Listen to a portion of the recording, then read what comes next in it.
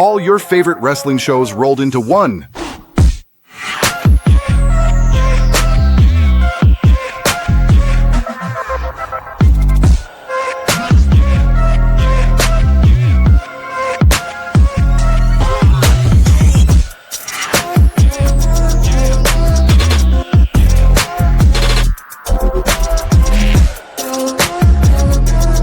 Welcome to the We Book It podcast. Let's start the show. Hey, what's going on, everybody? It's your boy Virgil here, stepping in for a coachman who is out sick with your Monday night Raw Dogg Monday night recap episode. Welcome in, everybody. Make sure that you like, share, and subscribe. Also, leave comments below. Let us know your thoughts on what happened on Monday Night Raw, an action-packed, pre-taped Monday Night Raw. All right, so the December 22nd edition of Monday Night Raw on Netflix held from Van Alden Arena in Grand Rapids, Michigan. And like I said, Austin Theory made his huge return to WWE last week, revealing himself to be the masked man that helped the Vision in recent weeks. But it's still unclear at this point if he is actually joining in with the Vision or not. So the show begins obviously with the same highlights, talking about everything that happened with Gunther and him, and then obviously everything that's going on with him and AJ Styles now that he has retired John Cena. And of course, we still have to talk about the Kabuki Warriors, and Asuka is going to open things up on Monday Night Raw against Rhea Ripley. So Ripley asked an injured Io Sky to stay in the back during her match, but Sane came out with Asuka and got involved multiple times. Then next thing you know, the Genius of the Sky finally came out to contest Sane, but the Pirate Princess sent her injured back into the apron. As the Eradicator checked on Sky, Asuka rolled her up for the 1, 2, 3. And then Ripley and Asuka fought hard to make the most of their time in this match. It was hard-hitting and engaging, even with some overuse of interference. But nonetheless, Asuka won this match. It's a good thing that Asuka won, because honestly, her and Kairi Sane been losing a lot lately, and you don't want your tag champs to continuously keep losing. So that was the first match. But before that match, the show started with Austin Theory explaining to Paul Heyman that he saw the Vision and wanted to represent the Vision in the main event. Later, Heyman told Bronson Reed and Braun Breaker that they would test Theory. Both men were skeptical of the possible new member. So according to everything right now, there is no Austin Theory as a part of the Vision just yet. He has to earn his way into the Vision. So like I said, we will see what happens with that. But next up, we have Maxxine Dupri embarrassing Becky Lynch one more time. So Becky Lynch made a surprise appearance to interrupt the scheduled Maxxine Dupri segment, saying that she had spoken to Netflix officials and that they asked her to appear. The Women's Intercontinental Champion arrived to call out the man's bad behavior. Lynch took offense and punched out Dupri, only to get locked into an ankle lock and forced to tap out. Man, they are really booking Maxxine Dupri to be a really, really strong Women's Intercontinental Champion and a strong babyface champion at that, with her making Becky Lynch tap out. I do see these two, especially with Becky having to disarm her, I do see these two eventually locking horns in a submission match for the Intercontinental Championship, which I think would be really great. We haven't had many submission matches in WWE in some years, but that's a great stipulation, especially with Maxxine locking on that ankle lock and then really making it look strong, especially since she's already made Becky submit. So I think that would be cool. So Maxxine did her best here to sell herself as a star on equal footing to Lynch, though she still has work to do to sell the fans on her stardom. Her promos weren't that great.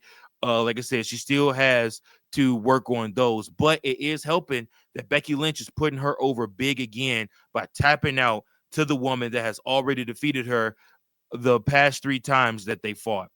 And again, creating new stars, giving Becky Lynch somebody else to work with. I love this moment. I loved everything about it. And again, it makes another star. Javon Evans versus Rayo Americano with the Los Americans. So Javon Evans is wrestling on Monday Night Raw again, and I'm not mad about it at all. Rayo took advantage of the help of both Bravo and El Grande Americano's help at ringside to stay in this fight, but Evans sealed the win with the OG cutter. Afterwards, he fought off all the Americanos with confidence. This was a fine match, but it was not the best showcase of what Evans can do. Ryo got more offense in that he should have in the match that was supposed to sell the young OG to the crowd as the next up-and-comer. Guys, let me tell you something. We talked about it on yesterday's Sunday Night Stunner episode. Javon Evans is the future. Make no mistake about it. At 21 years old, this dude is amazing. Adam Pearce wished him good luck backstage before heading into the ring. Pearce also agreed to let Stephanie Vicker defend the women's championship against both Nikki Bella and Raquel Rodriguez next week. So we have a triple threat women's world championship match lined up.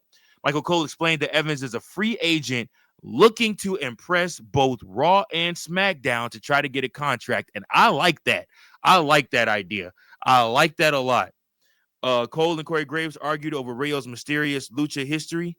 Also, which is hilarious because we realized that's fucking, I forget dude's name. But anyways, he's a dude that already wrestled for WWE. So next up, we had the promo from Nikki Bella. She came out to question why everyone is disrespecting her. So Nikki Bella interrupted the show to stand on the announce table and mock everyone that would not give her respect.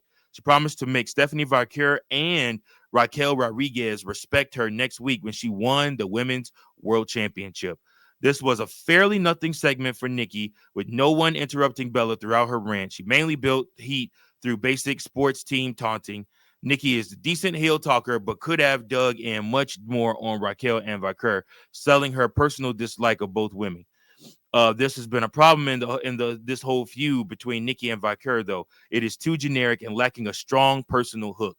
Basically, why the hell are these two locking horns in the first place outside of Nikki wanting to be women's world champion for, her son? And I mean, they tried to talk down, about the fact that she was trying to, win the title to prove something to her son. But like I said, man, I don't like it. I don't like it one bit.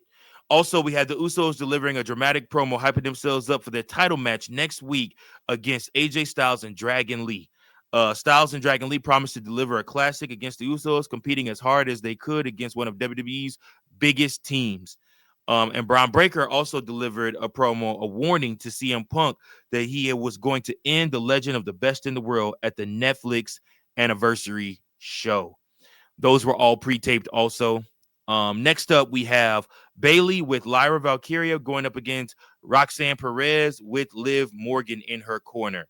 So Liv Morgan and Raquel Rodriguez played a key role in giving Roxanne Perez an opening to win, but Big Mommy Cool got too involved when it mattered most.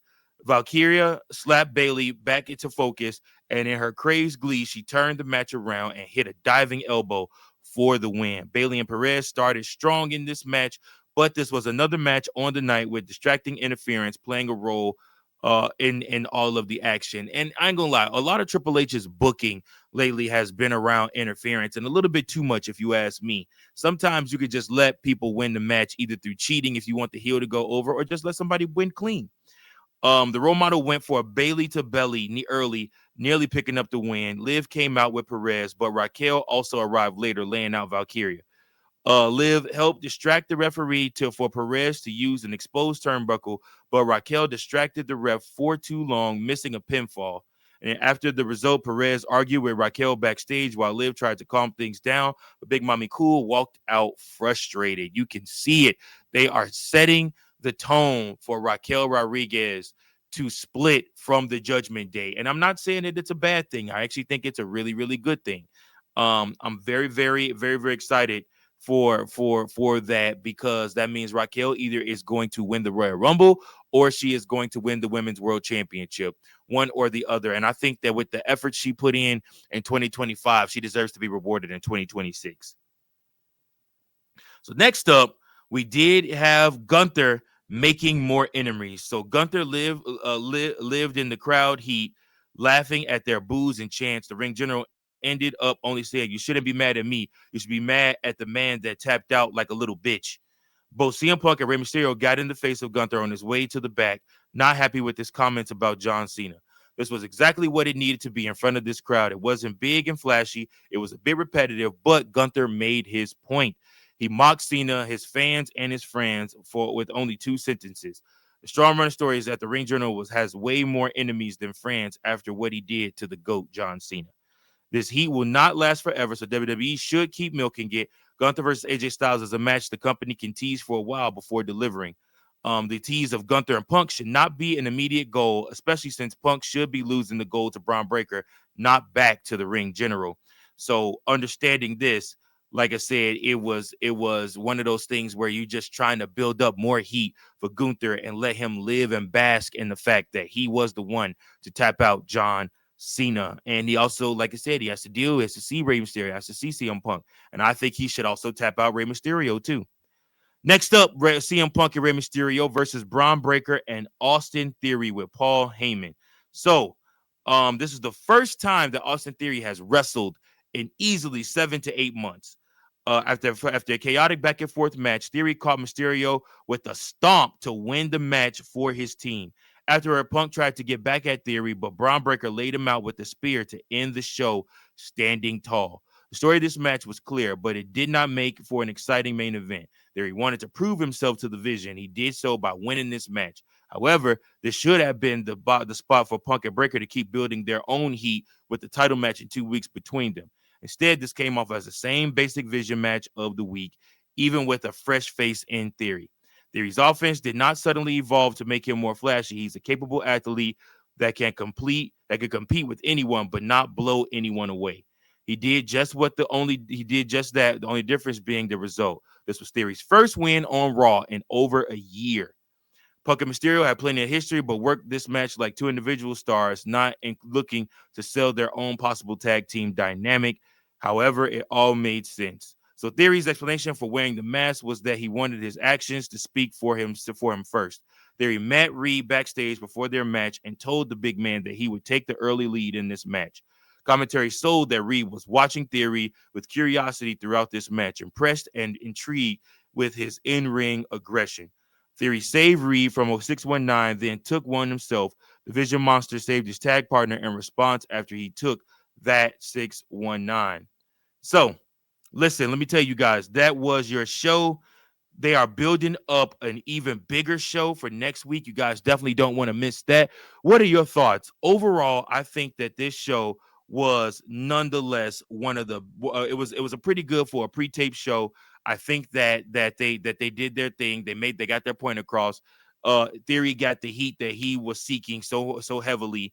And the WWE fan base also still hates Gunther. They still hate Nikki Bella. We're starting to see dissension and split with the Judgment Day, which is not a bad thing either. So again, let me know you guys' thoughts below. This has been your Raw Dogg Monday Night Recap episode. I'm your host, Virgil. Until next time, keep those book and pencils sharp